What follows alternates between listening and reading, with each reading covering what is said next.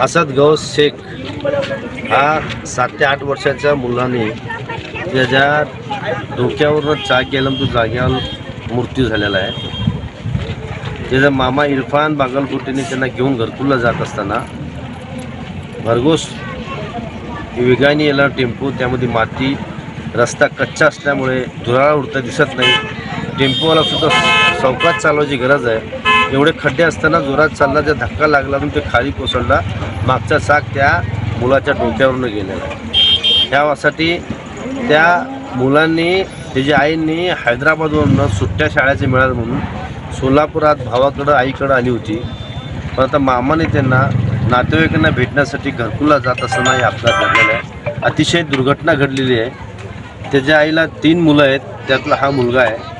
अतिशय दुःखाचा डोंगर आमच्या कोसळलेला आहे। योग्य ते कारवाई त्या टेम्पोवर व्हायला पाहिजे।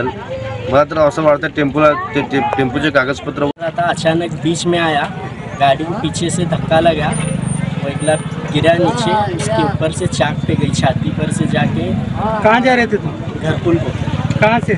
इधर नई जिंदगी हयाज कैंटीन के पास से घरकुल, अभी आधा घंटा पहले हुआ।